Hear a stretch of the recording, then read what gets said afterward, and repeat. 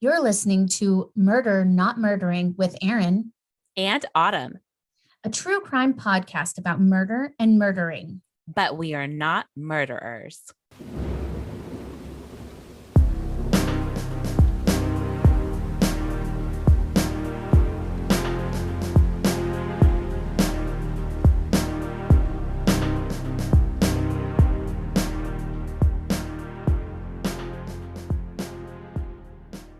So, big news here at Murder Not Murdering. This is our 10th episode that we have recorded, I can't believe it's number 10. right? I feel like it's gone by so fast. It really has. I'm just having so much fun. Me too. Um, Last week's episode, we got quite a bit of feedback on. Yeah, the murder castle was fucking insane. I feel like so many people just text me and was like, Erin, I that was know. too much. Dustin's mom is so cute. She listens to the show too. And she was like, wow, that was something else. Right? I feel like so many people wrote me and was just like, oh my God, Erin, that was just holy So shit. it was intense. I mean, Yeah. I've never heard of anything like it. Well, and it's so funny because our dear friend Tim wrote me and was like, I don't think I've ever heard Autumn say fuck so many times ever. You really got me on that one though.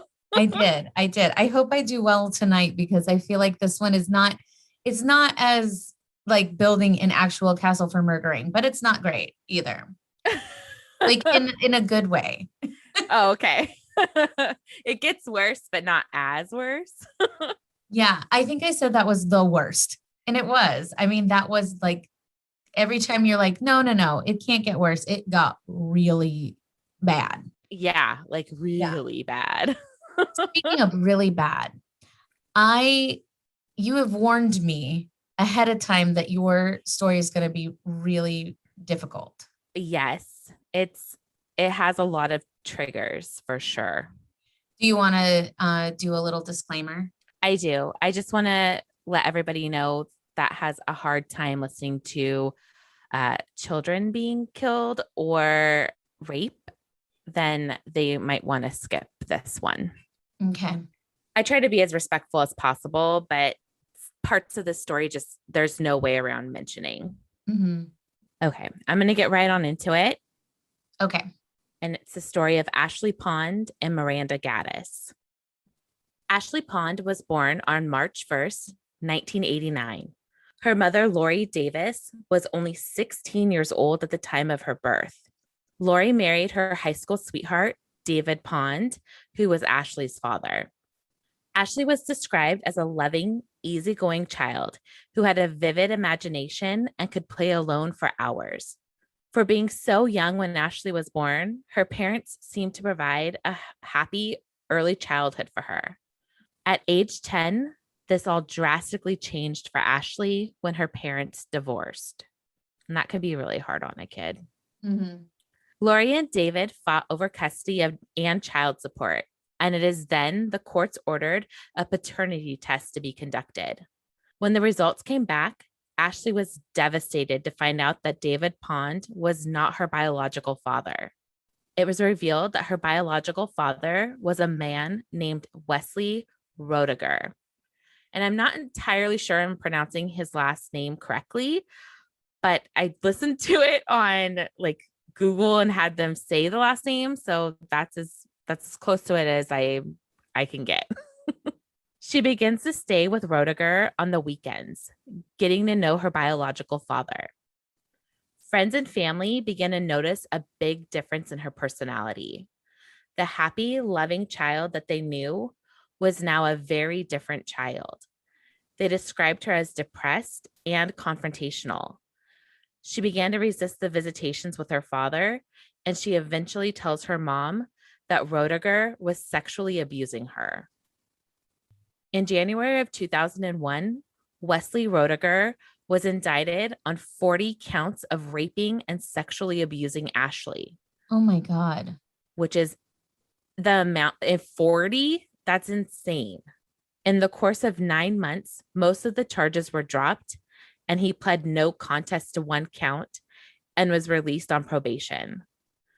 That was the end of her visitations with her biological father. Absolutely, as it should be. Yes, like no more. You can no. Ashley's home life was not stable. The cops were called to the home several times for various reasons. One being that Ashley's mom, Lori, was drunk and neglecting her children. In early 2001, Ashley was 12 years old and she began wanting to spend less and less time at home and more time at one of her school friends' homes, Mallory Weaver. Mallory was also a member of the dance team that Ashley had joined. Mallory's dad, Ward Weaver III, and his girlfriend had moved into the neighborhood in 1997. The Weaver's house became the hub for a lot of the girls from the dance team to hang out after school or practice. This included a fellow dance team member and a classmate, Miranda Gaddis. Ashley was invited to go on a 2-week summer vacation with Mallory, her dad, and his girlfriend to California. After the trip, Ashley had confided in one of her teachers that Weaver had been molesting her and had even threatened to testify against her in her father's rape trial. The incident was reported to the police, but a police report was never filed by the department, and Weaver was never questioned or charged with anything in regards to the rape allegation. After the allegations, she stopped hanging out at his home, and his daughter and her friends shunned her. Like, how sad is that for this little girl? It's really tough. Honestly, it's as a sexual assault survivor, this is really difficult for me to listen to. I'm trying to do my best to hang in here. I know. It's a very sad story. Very sad. Despite the unstable home life and the recent accusations of molestation against Weaver, Ashley seemed to be doing a lot better in school again, and she was becoming happier and less argumentative with her mother. On June 9th, 2002, Lori Pond heard her daughter say goodbye around 8:15 a.m. as she left their apartment and raced to the bus stop around the corner. She never arrived at the bus stop that morning. Police immediately suspected, given the history with Ashley's family, that she was a runaway. Ashley's friends and family began to search for her. One of the first people they interviewed of her friends was 13-year-old Miranda Gaddis. Miranda and Ashley came from similar backgrounds and had been good friends for a long time. She was a bright young girl who dreamed of becoming a model. She was described as outgoing and funny with a big heart. Miranda's biological father went to prison in 1995 for abuse. Miranda quickly filled the police in on everything that had happened between Weaver and Ashley and the allegations from Ashley about Weaver. They knew then they needed to speak to Ward Weaver. Ward Francis Weaver III was born on April 6, 1963 in California. He had a very troubled past and continued down a dark path into adulthood. He was raised by his mother, Trish. Weaver's father, Ward Francis Weaver Jr., abandoned the family when Weaver was only 4 years old. A few years later, his mother remarried an abusive alcoholic who moved the family to Portland, Oregon. In 1981, a relative of Weaver's reported that he had raped and abused her. The police did investigate these allegations, but decided not to press charges because Weaver had just enlisted in the armed services and would be leaving Portland shortly. Doesn't make it okay. No. So you're leaving to be in the armed services, so we're not going to hold you responsible for what you did? Hold him accountable for what he did. Yes. Like, that's inexcusable. It is. He joined the U.S. Navy Reserve after graduation. That didn't last long, as he was dishonorably discharged 1 short year later on May 7th, 1982, for heavy drinking and dereliction of duty, which basically means he could care less what his supervisors were telling him to do. He would rather be drinking and not doing his job. Weaver met his future wife, Maria Stout, during this time in the Navy, a native of the Philippines. The couple moved in with his parents shortly after she became pregnant with their first child. When Maria was 5 months pregnant, she was physically assaulted by Weaver, and it led to her being hospitalized. She refused to press charges, however. Their son, Francis, was born in December 1982. So he just keeps getting away with things because no one's holding him accountable. It's really frustrating and disgusting. Agreed. It was during this time in 1981 that Weaver's father, Ward Weaver Jr., murdered a young couple whose car had broken down and buried them in his backyard. He was convicted of the crime and sentenced to death in 1984. Ward Weaver III and Maria Stout eventually married in 1984 and moved to Bakersfield, California, where his aggressive behavior did not slow down. On June 15th, 1986, Weaver attacked one of his friend's teenage daughters, striking one of the girls with a concrete brick. He served 3 years in prison for the assault. You're kidding me. Just 3 years. When this guy, Yeah. when he was released, him and his family relocated to Canby, Oregon, and owned and operated a store. In 1989, the couple had their fourth child, a daughter. They named her Mallory. And now that's Ashley's friend. Mm-hmm. In 1993, Maria Weaver filed a restraining order against Ward Weaver, and their marriage ended in divorce. It was revealed at this time as well that Francis Weaver was not the biological son of Ward Weaver. In July 1995, Weaver beat his girlfriend, Christy Sloan, with a cast iron skillet. He went to jail, but she refused to press charges or testify against him. Christy and Ward eventually married in 1996, and their marriage lasted for 4 years. It's just, It just gets this is a really hard one for me, honestly. I know. It just gets worse. The cycle of abuse is so terrible. It's just, he just keeps going. Yeah.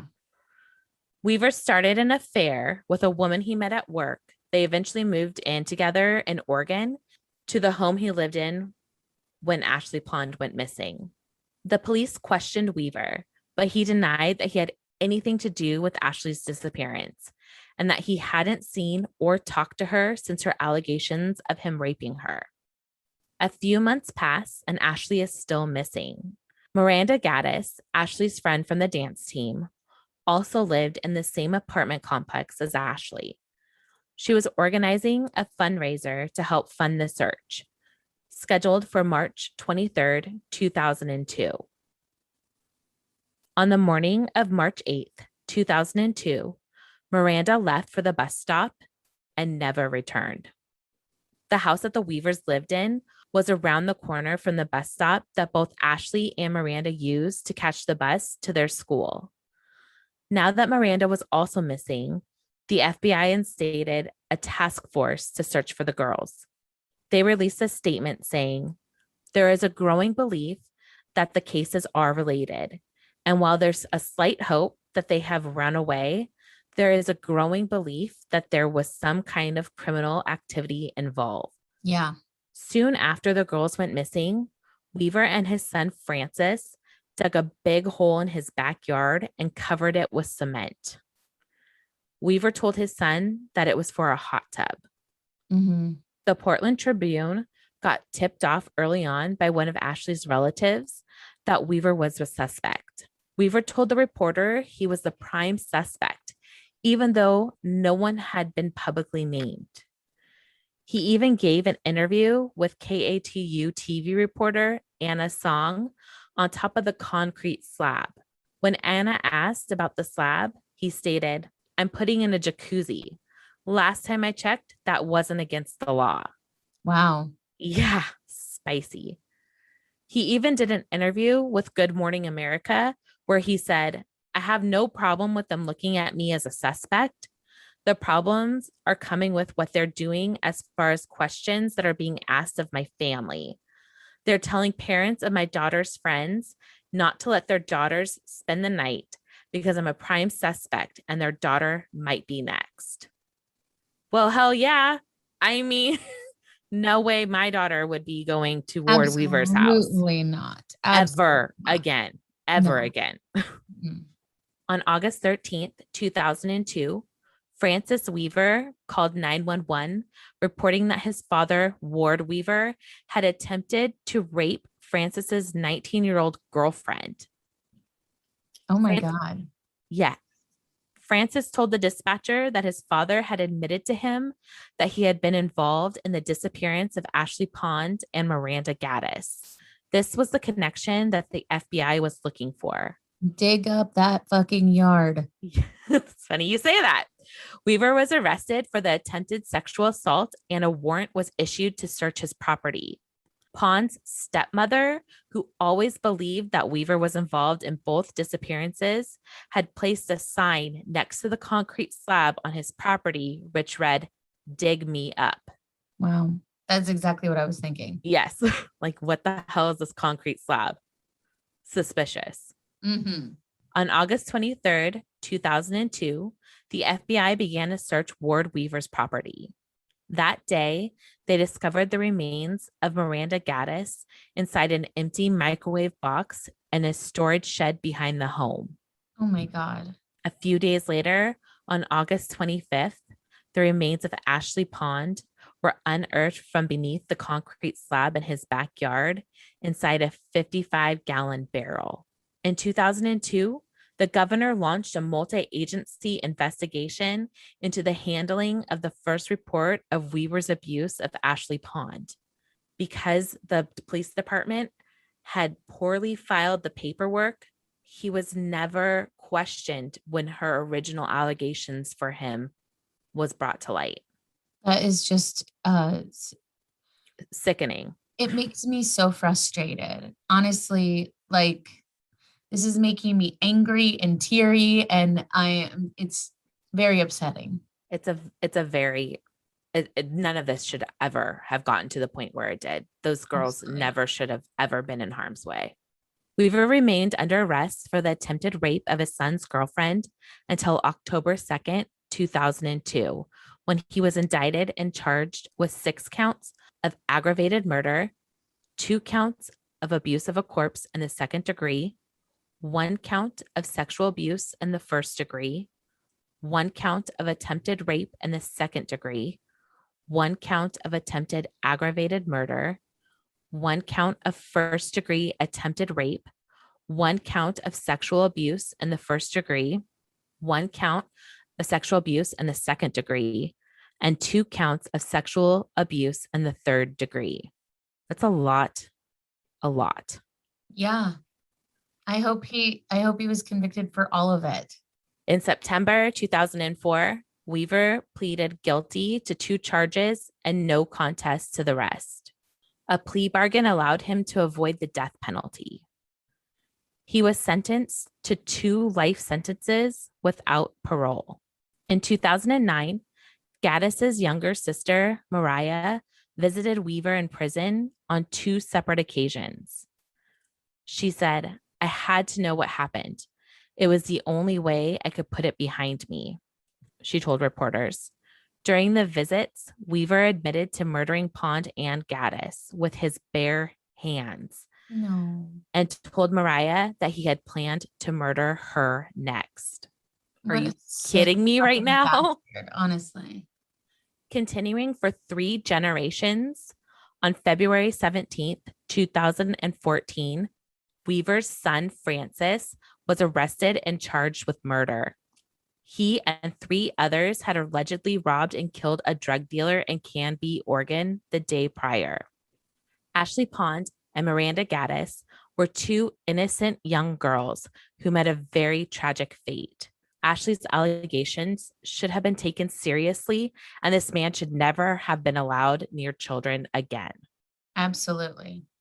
It's a very hard one, and it made me very teary too. And I know how hard it is for you to talk about this because of all of your experience. Mm-hmm. But I felt like just because it's hard for us to talk about doesn't mean it doesn't need to be heard, and that these girls tragic cycle with this horrible man, all these warning signs, like people need to know.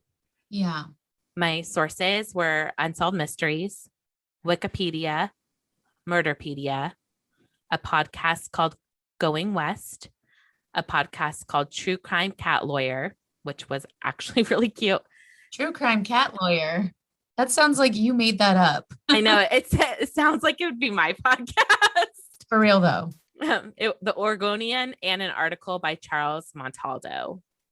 Well, that was terrible. I'm sorry I wasn't giving a lot of feedback on that one, but it was very difficult for me to hear. I know. I totally understand if people skip through that one. It's very triggering and very sad. Yeah, it is. So we will be back in a few minutes after we hear from our sponsor, and I will be telling the story of John George Haigh. So we'll be back in just a minute. All right, so welcome back. Tonight I am going to be doing, or today, whenever you're listening, whatever time of day it is. Hopefully it's bright and early on a Saturday morning. That's right. So good morning and welcome back, because I am doing an old-timey crime as I usually do. However, it's a little more new-timey for me. It takes place in the 40s, so it's a little bit different in that way, but it's still an old-timey crime. So I'm going to be doing the story of John George Haigh, the acid bath murderer. Ooh. Yeah. And this is again a little bit more of a well-known one, but I did a shit ton of research. So hopefully I will give you new facts that you've never heard before. And if you haven't, then buckle up. So John George Haigh was born July 24th, 1909 in England and grew up in West Yorkshire.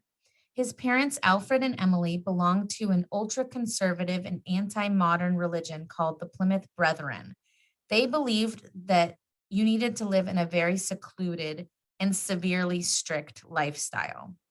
Haigh's father built a 10-foot fence around the garden to block out the entire outside world.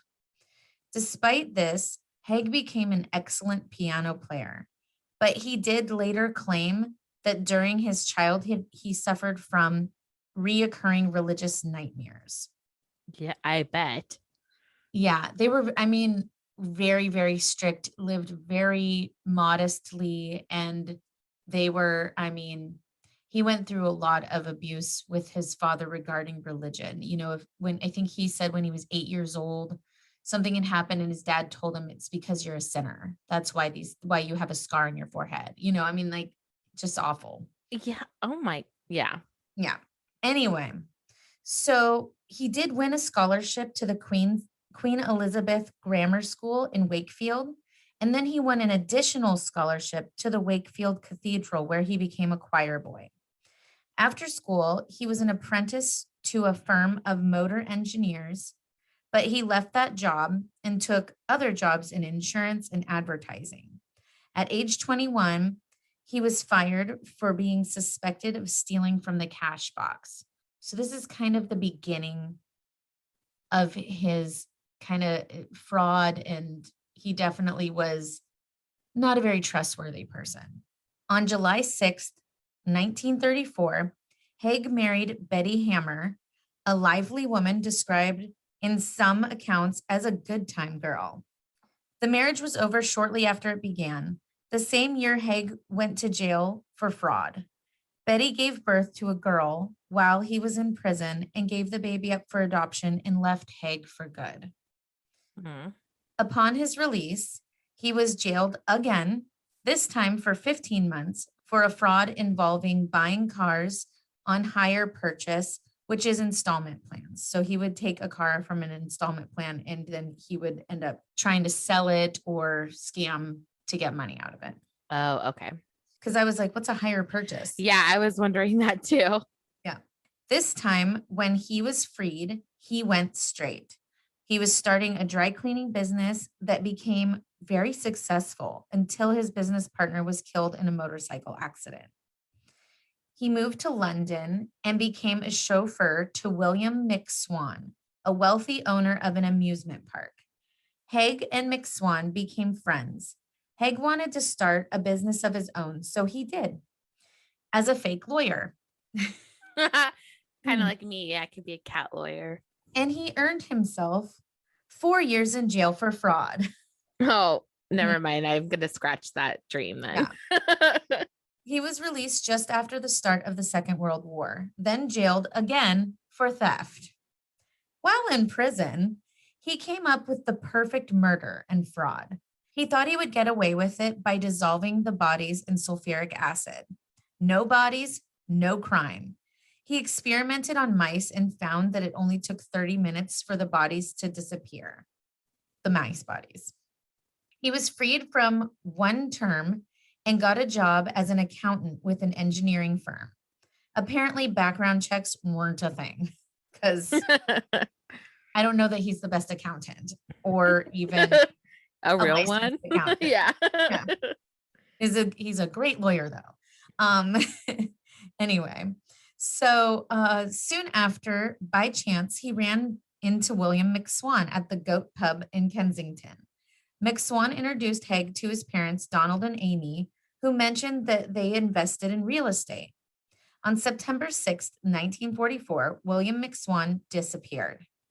Haigh later admitted to hitting him over the head and luring him to a basement at 79 Gloucester Road in London. He then put McSwan's body into a 40-gallon drum and filled it with sulfuric acid. It took 2 days for the body to turn to sludge. He then poured it into a manhole, and he told McSwan's parents that their son had fled to Scotland to avoid being called up for military service. Oh, that's a lot to digest there. Yeah, it sure is. Oh my God. Not only did he dissolve a human body in a barrel, then he dumped it down a manhole. Yeah. And then he told the parents that he was evading doing his service. Mm-hmm. So Haigh then took over McSwan's house. And when Donald and Amy became curious why William hadn't returned as the war was coming to an end, on July 2nd, 1945, Haigh lured the parents to Gloucester Road and murdered them. He disposed of the bodies the same way he did their son. Wow. Yeah. Even though Haigh had been caught many times for fraud, by now he had actually become a really excellent forger, and he stole the McSwans' pension checks and sold their properties, stealing about 8,000 pounds, which is somewhere around $250,000 with inflation nowadays. Wow, that's a lot of money. It's a lot of money. He then moved into the Onslow Court Hotel in Kensington. By the summer of 1947, Haigh had gambled away a lot of the money, and it was starting to become really tight. So he set out to find another victim.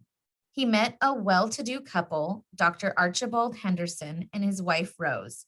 He saw that they were selling a house and expressed an interest in buying it. They realized he didn't really have the funds for this purchase, but by that point, they had all become friends. They were impressed by his nice suits, and they all enjoyed going to lavish parties together. Haigh saw weaknesses in their marriage and exploited this to separate them. He was also very helpful with Rose, and he would walk their dog every day. Dr. Henderson started to become jealous of Rose's relationship with Haigh.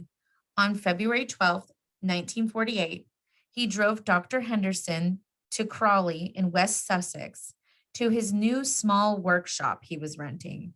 He said he wanted to show him a new invention. But when they arrived, Haigh shot him in the head with a revolver that he stole from the Henderson's house, and he put Dr. Henderson into the drum of acid, then lured Rose Henderson to the workshop, claiming Dr. Henderson had fallen ill, and he shot her and put her into another oil drum. After disposing of the Hendersons' bodies in oil drums, he forged a letter from them selling all of their possessions except their dog, which he kept. Apparently, he really liked the dog. I'm not even kidding. That's really kind of fucked up. I know. I He killed made, your parents, but I'm keeping you. for real, he made 8,000 pounds from them. So about the same amount. So he got another $250,000 off of them and a dog. That's so I so know. shitty. The last victim was Olive Durand Deacon, aged 69. She was a widow and fellow resident of the Onslow Court Hotel. A lot of the people that lived as residents in that particular hotel were elderly women or just older, well to do women. So she mentioned to Haigh, who now claimed to be an engineer, that she had a great idea for artificial nails. On February 18th, 1949, he lured her into the Crawley workshop to show her prototypes he had been working on. He shot her in the back of the head and stripped her of her valuables, including a Persian lamb coat, and then put her in an acid bath. Then he went back to the hotel and ate a 3-course meal with his stolen dog. What? Yep. How could you eat after that? I guess that was, he's a psychopath. So Mrs. Durand Deacon's lack of presence in the dining room was noticed. Her friend Constance Lane became very anxious. Haigh noticed that she was getting really concerned, and so he offered to take her to the police station to report Mrs. Durand Deacon missing. The detectives suspected Haigh from the very beginning, even though he claimed that Mrs. Durand Deacon never showed up to their business meeting at his workshop. Detectives soon discovered Haigh's record of fraud and theft, and they immediately searched the workshop, finding a receipt for dry cleaning for a Persian lamb coat and documents of the McSwans and the Hendersons. Even though much of the bodies were dissolved, they did find empty containers of sulfuric acid, oil drums, a gas mask, rubber apron, rubber gloves, and they found the drum that was containing Mrs. Durand Deacon. Inside, they found 28 pounds of human fat, a hairpin, upper and lower dentures that were used to get a positive identification from her dentist, and 3 gallstones. They also found a handle of a red handbag and a lipstick container. They found 18 bone fragments and part of a left foot that was not quite eroded yet. Take it in, Autumn. I'm sitting here with my jaw like on the floor. The first thing that they found when they were going through it was a gallstone. And when they saw that, they were like, there's definitely a person in here. So then they went through the process of going through all of that. But they ended up getting a positive identification for her from the dentures, which is pretty impressive. At least they got that. Also, at that point, Haigh had begun to sell off her jewelry and her assets. When he was arrested, he said, I will tell you about it. Mrs. Durand Deacon no longer exists. She has disappeared completely, and no trace can ever be found again. I have destroyed her with acid. You will find the sludge, which remains on Leopold Road. Every trace of her is gone. Then, with a whole bunch of arrogance, he says, how can you prove there's a murder without a body? Oh my God, no. He had convinced himself years ago in prison that if there was no body, there can be no conviction. He admitted to all the murders, almost bragging to Inspector Webb. He then asked the inspector, what are the chances of being released from Broadmoor, which is what at the time was an insane asylum for criminals. By doing that, he completely showed all his cards and that he was going to plead insanity. He also told inspectors that he drank the blood of his victims before putting them in the acid. No. And the press called him a vampire.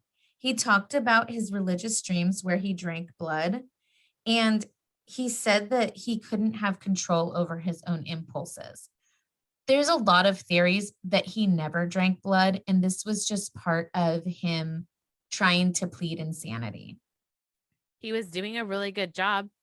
Yeah. And then he told the press, and the press actually got one of the newspapers was sued because they were putting out false information by calling him the vampire.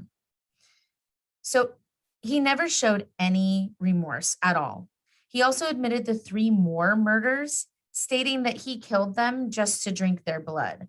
Physicians did not believe his story of vampirism, and it was clear that he was motivated by money and living a lavish lifestyle. No one believed the blood drinking at all. Sorry, bro. Sorry, fake vampire. Yeah, you Are you fake. sparkling out there? I know. I was just about to say, what are you, Twilight? For real. On July 18th, 1949, 4,000 people crowded into the small town of Lewes, hoping to get a seat at the courtroom. Mr. Justice Humphreys presided. Haigh didn't have the money to pay for a defense, so the News of the World newspaper paid for his lawyers if he would provide them with an exclusive, which he did. He pleaded not guilty due to insanity. The prosecution rested its case, showing the murders were premeditated for monetary gain. It took a jury only minutes to convict him of murder and fraud. He was sentenced to death by hanging. He asked if he could get a trial run of the hanging to make sure that everything went smoothly. What? Yeah, his request was denied. I was about to say, doesn't that just defeat the purpose? You don't have a trial run. Yeah. He was led to the gallows and executed on August 10th, 1949.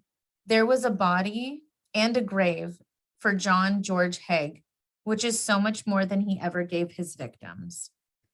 This is crazy. Are you ready for this? Yes. He agreed to model for a death mask being made by the famous Madame Tussauds waxworks. He donated his own clothes with the stipulations that Madame Tussauds would keep them pristine and that his trousers would always be pressed, cuffs showing, and his hair parted. I will include a picture of his wax figure on the Instagram page because it's really strange. And he was on a display with a bunch of other murderers. You know, a death mask is an actual casting of the face. So it is a weird, bizarre tidbit in this one. Yeah. My sources were from the show Murder Maps, murderpedia.org, and a whole bunch more articles that I read so much, but I just didn't jot all of them down. So I'm so sorry that I did not do that, but I just did so much research trying to get this one down. That was fascinating. It's an interesting one. And the fact that he had himself so convinced that this was the way he was going to get away with it, that if there's no body, they can't prove that there was a murder and I can't be convicted. Right. Well, But, there's a Taylor Swift song that's No Body, No Crime. well, And that's like reminds me of that. the truth of the matter is that they didn't even need bodies to convict him. They had enough evidence without that. Yes. Because they didn't have the Hendersons, they didn't have Mick Swan, all of the Mick Swans, sorry, whole fam. So they didn't have any of those bodies. The only one that they had any evidence of was Mrs. Durand Deacon. So sorry, John George, that's just not how this played out. It's just and we had a connection on this one again. We did with the oil drum. With the oil drum. Yes. That was an interesting one. I really liked it in a way that it's a little bit more modern. So they did have more forensics, and that was a lot nicer to have that.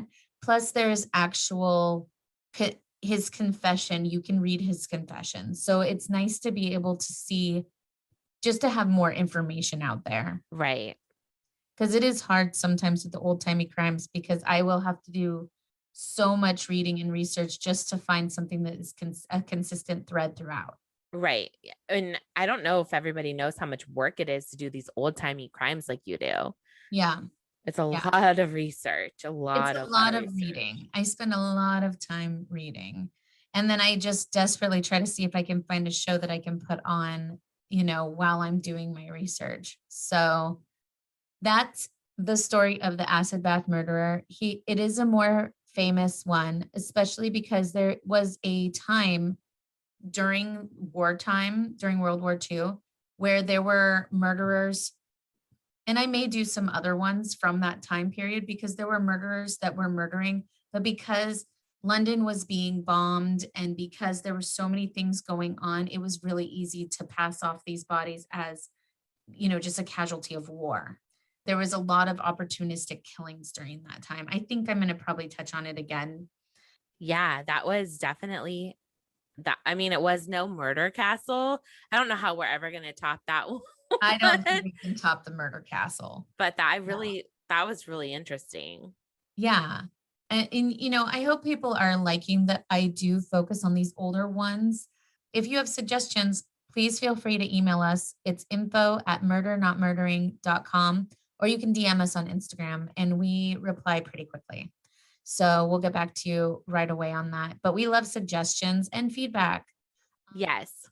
Also, if you are enjoying the show, make sure you follow us on Apple Podcasts, and please give us a rating so we can have some nice feedback as well. Yes. And subscribe so that you always know when our shows are coming out on Saturdays. And happy 10th episode. I know. I'm so proud of us. I can't believe it.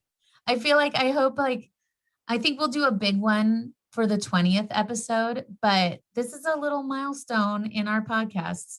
Yes. And I know there has been a lot of requests for us to do super famous murders, like Ted Bundy. And we have something in mind for that. So just stay tuned. It will be in the works. Yes. But we are trying to focus on ones that you may not have heard of, or find details of ones that you haven't found that same information. So we're trying to keep it fresh, keep it spicy. Yes. And that's what we're attempting to do. Yes, we're fresh and spicy on our own. So yes, exactly. And not murderers. No, we promise. Well, thanks for listening this week. We'll be back next Saturday with a new episode. And yeah, that's it. Bye. Bye.